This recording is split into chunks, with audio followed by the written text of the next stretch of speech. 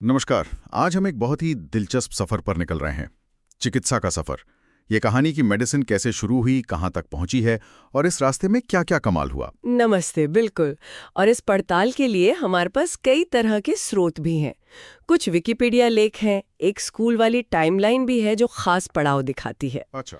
और फिर penicillin, personalised medicine पर कुछ लेख, चेचक कैसे खत्म हुआ उसकी केस स्टडी, और डायग्नोस्टिक इमेजिंग पर एक ब्लॉग पोस्ट तक है। वाह, काफी कुछ है।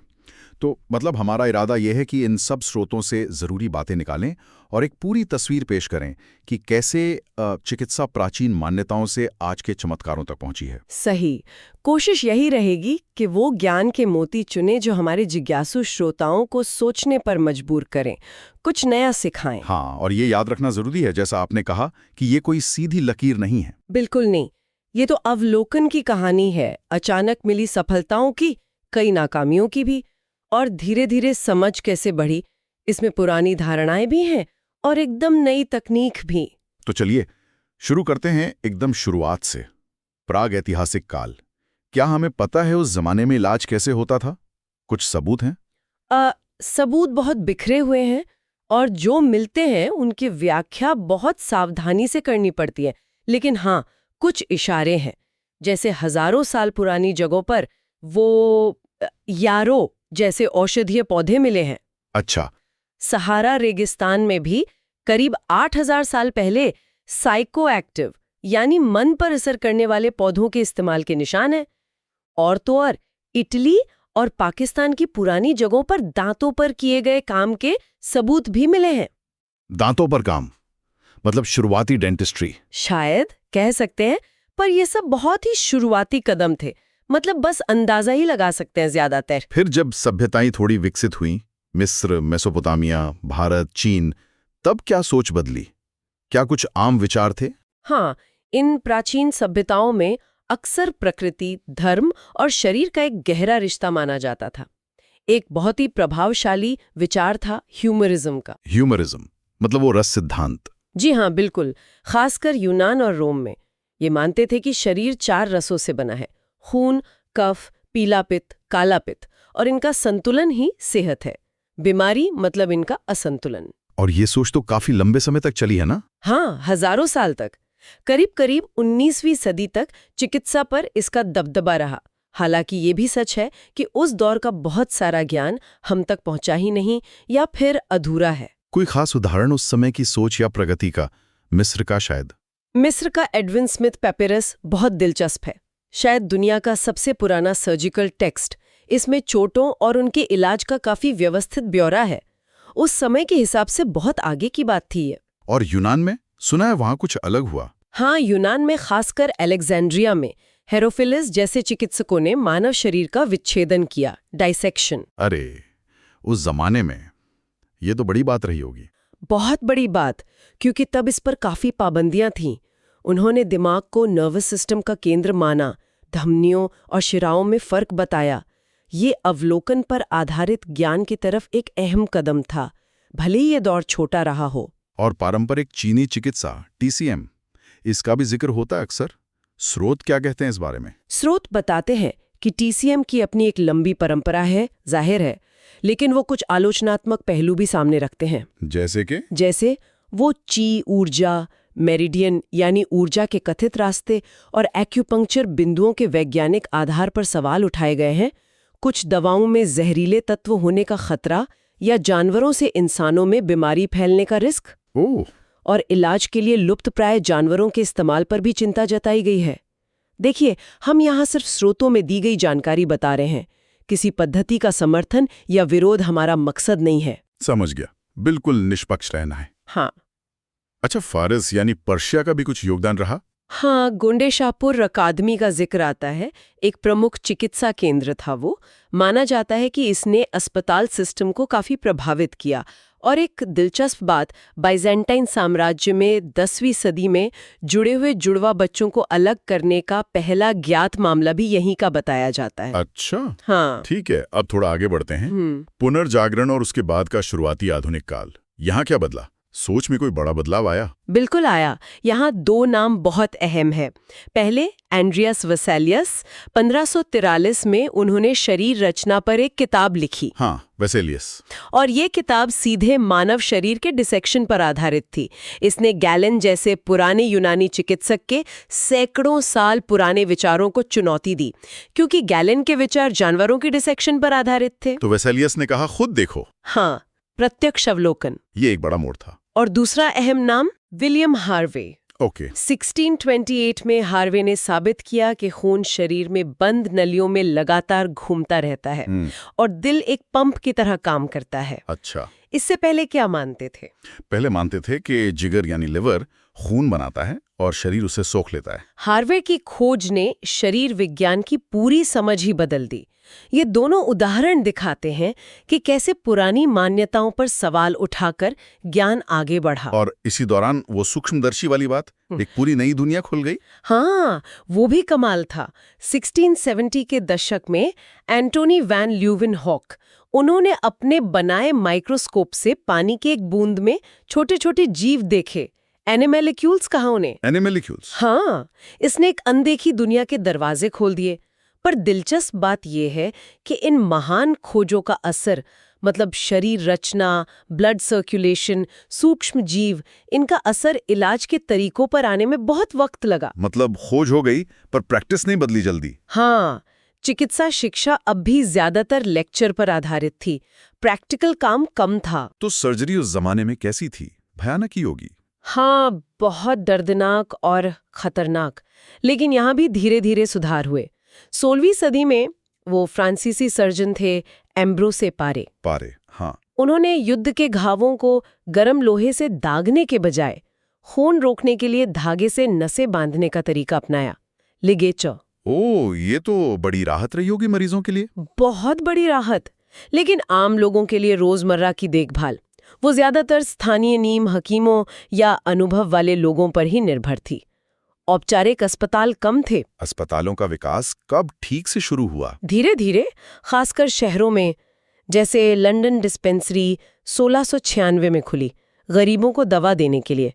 फिर 1721 में गाय का अस्पताल बना। गाय का अस्पताल? Guy's hospital. हाँ। Guy's hospital. और 1803 में थॉमस पर्सिवल ने मेडिकल एथिक्स पर किताब लिखी। इसने डॉक्टरों के पेशेवर आचरण के लिए कुछ मानक तय करने की कोशिश की। तो चीजें धीरे धीरे, कह सकते हैं, पटरी पर आ रही थीं। चलिए अब आते हैं 19वीं सदी पर। लगता है सदी में तो जैसे क्रांति ही आ गई चिकित्सा में। सबसे बड़ी बात शायद वो रोगाणु सिद्धांत थी, जर्म थ्योरी। बिल्कुल, ये एक जबरदस्त बदलाव था।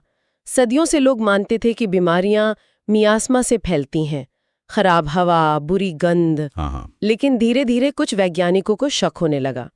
इग्नास सेमेल्विस थे वियना में।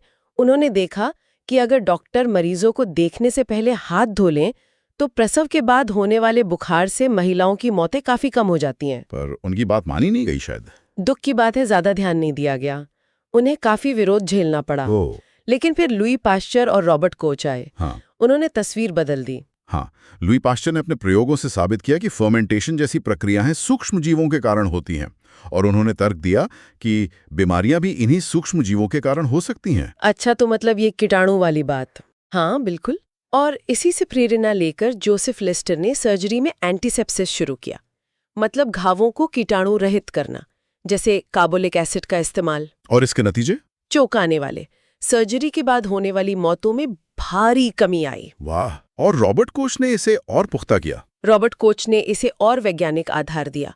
उन्होंने न सिर्फ एंथ्रैक्स, टीबी और हैजा फैलाने वाले खास बैक्टीरिया की पहचान की। हाँ, वो कोच के पोस्टुलेट्स। बिल्कुल, कोच की अभिधारणाएं, ये साबित करने के लिए कि कोई खास कीटाणु ही किसी खास बीमारी का कारण है, कुछ शर्तें पूरी होनी चाहिए। ये एक बहुत व्यवस्थित तरीका था। तो पास्चर और कोच ने मिलकर यह स्थापित कर दिया कि बीमारियां कीटाणुओं से होती हैं। हाँ, उन्होंने चिकित्सा को वैज्ञानिक चिकित्सा के युग में पहुंचा दिया। अब कारण हवा या रस नहीं, बल्कि छोटे छोटे दुश्मन थे जिन्हें देखा और पहचाना जा सकता था। इस वैज्ञानिक समझ का असर सार्वजनिक स्वास्थ्य पर भी पड़ा होगा। शहर तो उस समय काफी भीड़-भाड़ वाले और गंदे होते थे। हाँ, असर पड़ना शुरू हुआ। हालांकि धीरे धीरे औद्योगिक क्रांति के कारण शहर बढ़े, गंदगी फैली, बीमारियां तेजी से फैलती थीं। जॉन स्नो ने 1854 में लंदन में हैजा फैलने का संबंध एक खास पानी के पंप से जोड़ा। हाँ, वो मशहूर कहानी है। ये एपिडेमियोलॉजी यानी महामारी विज्ञान की शुरुआत थी।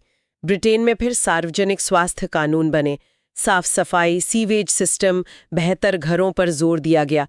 लोगों को समझ आने लगा कि सबका स्वास्थ्य जुड़ा हुआ है। देखभाल के तरीकों में भी बदलाव आ रहा था, जैसे नर्सिंग का एक पेशा बनना। ये भी एक अहम बदलाव था। फ्लोरेंस नाइटिंगेल क्रिमियन युद्ध के दौरान घायल सैनिकों की देखभाल में साफ सफाई और व्यवस्था पर जोर देकर उन्होंने नर्सिंग को एक सम्मानित पेशा बनाया। हाँ, लेडी विद द लैंप। बिल्कुल। उन्होंने 1860 में लंदन में पहला व्यवस्थित नर्सिंग स्कूल खोला, जो दुनिया भर के लिए मॉडल बना। इसने मरीजों की देखभाल के स्तर को वाकई बेहतर बनाया। और मानसिक स्वास्थ्य के क्षेत्र में क्या हो रहा था? वहां भी बदलाव थे। पहले मानसिक रोगियों की देखभाल ज्यादातर परिवारों पर होती थी, फिर नैतिक उपचार का दौर आया, मानवीय व्यवहार पर जोर। लेकिन धीरे धीरे बड़े बड़े शरण स्थल बनने लगे, असाइलम। हाँ, इरादा शायद शुरू में अच्छा था, लेकिन जल्द ही ये भीड़-भाड़ वाले और अक्सर अमानवीय जगह बन गए।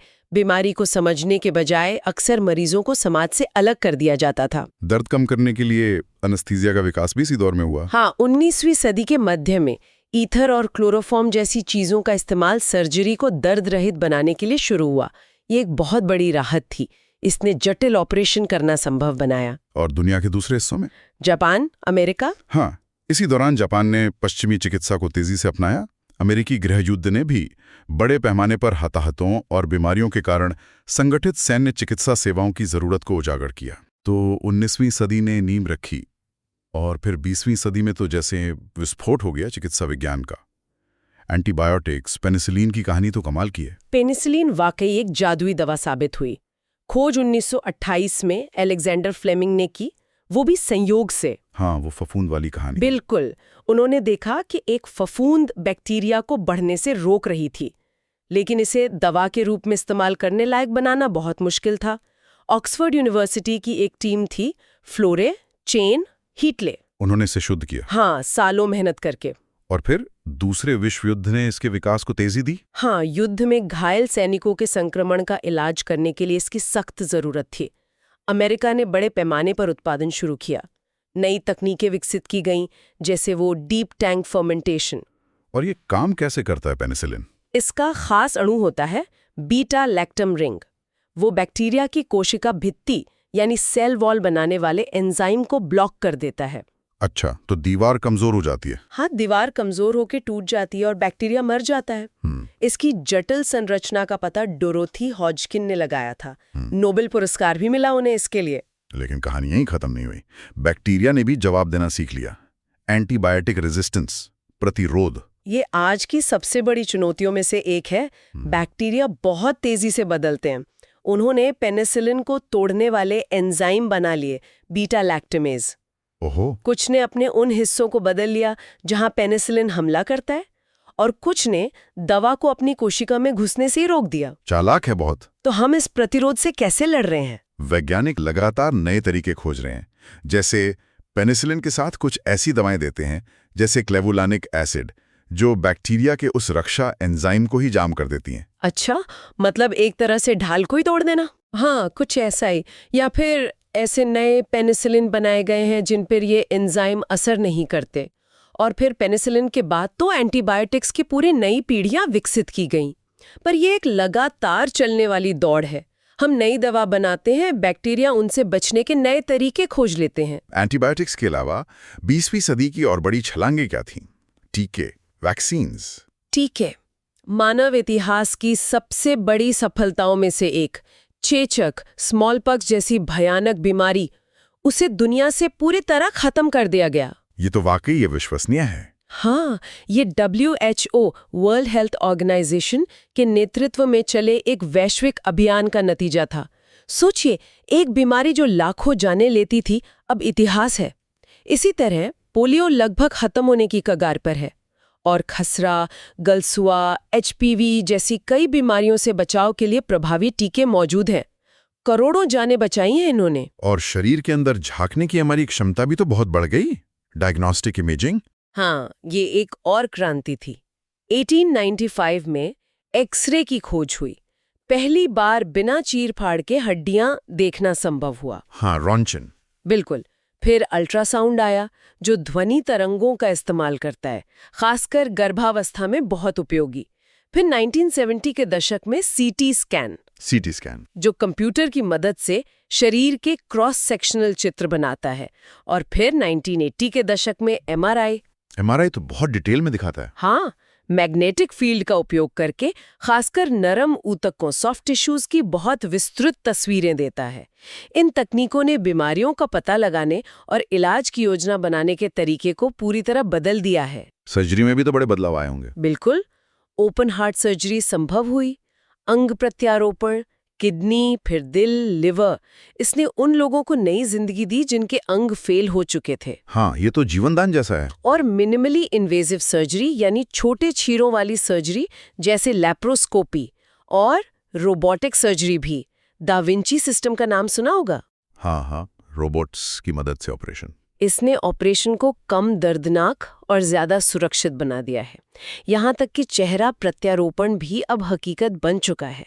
20वीं सदी में सार्वजनिक स्वास्थ्य के मोर्चे पर क्या चुनौतियां और सफलताएं रहीं, और क्या हम अब व्यक्तिगत चिकित्सा यानी पर्सनलाइज्ड मेडिसिन की ओर बढ़ रहे हैं? 20वीं सदी ने बड़ी महामारियां देखी, जैसे 1918 का फ्लू और बाद में HIV एड्स एक बड़ी चुनौती बनकर उभरा, लेकिन एंटी रेट्रोवायरल दवाओं ART के विकास ने इसे एक जानलेवा बीमारी से एक प्रबंधनीय स्थिति में बदल दिया है। हाँ, ART ने बहुत फर्क डाला है। बिल्कुल। और पेप जैसी दवाएं संक्रमण को रोकने में मदद करती हैं। बच्चों में दस्त से होने वाली मौतों को कम करने में ओरल रीहाइड्रेशन थेरेपी ORT का बहुत बड़ा योगदान रहा। बहुत सरल सी चीज पर जान बचाने वाली। हाँ, ORS का गोल वही। और हाँ, धूम्रपान और कैंसर के बीच सीधा संबंध भी इसी सदी में साबित हुआ। इसने सार्वजनिक स्वास्थ्य अभियानों को नई दिशा दी। और पर्सनलाइज्ड मेडिसिन, ये सुनने में भविष्य की बात लगती है। ये भविष्य भी है और वर्तमान भी। इसे सटीक चिकित्सा यानी प्रिसिजन मेडिसिन कहना शायद ज्यादा बेहतर हो। सटीक चिकित्सा। हाँ, इसका मूल विचार ये है कि हर इंसान अलग है, तो इलाज भी वन साइज फिट्स ऑल वाला क्यों हो। पर्सनलाइज्ड मेडिसिन व्यक्ति की जेनेटिक बनावट, लाइफस्टाइल, पर्यावरण, इन सब को ध्यान में रखकर इलाज तय करने की कोशिश करती है। ह्यूमन जीनोम प्रोजेक्ट ने इसका रास्ता खोला। इसका कोई उदाहरण दे सकती हैं? हाँ, जैसे कैंसर के इलाज में अब हम ट्यूमर के जेनेटिक मेकअप को देखकर ये तय कर सकते हैं कि कौन सी दवा ज्यादा असरदार होगी। जैसे HER2 पॉजिटिव ब्रेस्ट कैंसर में ट्रास्टोजोमैब नाम की दवा बहुत कारगर है। अच्छा। लेकिन ये सिर्फ उन्हीं मरीजों को दी जाती है जिनमें वो खास जेनेटिक मार्कर हो। इसी तरह फार्माकोजेनेटिक्स ये देखती है कि आपके जीन दवाओं पर आपकी प्रतिक्रिया को कैसे प्रभावित करते हैं, ताकि सही दवा सही डोज तय की जा सके। तो मतलब जेनेटिक्स के आधार पर इलाज? हाँ, यहाँ तक कि FDA अमेरिकी एजेंसी भी ASO थेरेपी और बैक्टीरियोफेज जैसे नए इलाजों पर ध्यान दे रही है। ASO थेरेपी जीन लेवल पर काम करती है और बैक्टीरियोफेज वो वायरस है जो बैक्टीरिया को मारते हैं। लेकिन इस राह में मुश्किलें भी होंगी, रुकावटें? जरूर। सबसे बड़ी चिंता तो जेनेटिक डेटा की गोपनीयता और सुरक्षा की है। ये इलाज बहुत महंगे हो सकते हैं, तो क्या ये सबके लिए उपलब्ध होंगे? ये एक बड़ा सवाल है। हाँ, पहुंच का मुद्दा। बिल्कुल। और इन नई तकनीकों को मौजूदा स्वास्थ्य व्यवस्था में शामिल करना, डॉक्टरों को प्रशिक्षित करना, ये भी चुनौती है। और मरीजों को इन जटिल इलाजों के बारे में समझाना भी जरूरी है। तो कुल मिलाकर चिकित्सा का ये सफर तो वाकई कमाल कर रहा है। कहाँ वो शुरुआती जड़ी बूटियां और रस सिद्धांत, और कहाँ आज जीन एडिटिंग और रोबोटिक सर्जरी। हाँ, ये मानव ज्ञान और प्रयास की एक अद्भुत कहानी है। अगर हम मुख्य बातों पर नजर डालें तो एक बड़ा बदलाव अंधविश्वास और पुरानी मान्यताओं से हटकर वैज्ञानिक पद्धति और सबूत आधारित चिकित्सा की ओर आना है। सही। दूसरा, तकनीक ने जबरदस्त भूमिका निभाई है, माइक्रोस्कोप से लेकर जेनेटिक सीक्वेंसिंग और MRI तक। बिल्कुल। तीसरा, वैश्विक सहयोग बहुत महत्वपूर्ण रहा है, जैसा हमने चेचक उन्मूलन और WHO के काम में देखा। हाँ, मिलकर काम करना। और चौथा, ये लड़ाई अभी जारी है। एंटीबायोटिक प्रतिरोध, नई महामारियां, पुरानी बीमारियों का बोझ, ये सब चुनौतियां बनी हुई हैं। हमारे श्रोताओं के लिए सोचने को एक बात, स्रोत बताते हैं कि पर्सनलाइज्ड मेडिसिन भविष्य में शायद हमारे जन्म के समय मिली पूरी जेनेटिक जानकारी का इस्तेमाल करेगी। और यहीं से एक गहरा सवाल उठता है, जैसे जैसे चिकित्सा ज्यादा व्यक्तिगत और डेटा पर आधारित होती जा रही है, हम एक समाज के तौर पर इन नई संभावनाओं के साथ आने वाले नैतिक सवालों से कैसे निपटेंगे? हाँ, ये तो सोचने वाली बात है। आनुवंशिक जानकारी की गोपनीयता कैसे सुरक्षित रहेगी? क्या सभी को इन नए और महंगे इलाजों तक पहुंच मिल पाएगी? और स्वास्थ्य और बीमारी की परिभाषाएं खुद कैसे बदलेंगी जब हम अपनी जेनेटिक संभावनाओं के बारे में इतना कुछ जान जाएंगे? ये कुछ ऐसे सवाल हैं जिन पर हमें आने वाले समय में जरूर सोचना होगा। इस दिलचस्प और ज्ञानवर्धक पड़ताल में हमारे साथ रहने के लिए धन्यवाद। अगली बार फिर मिलेंगे।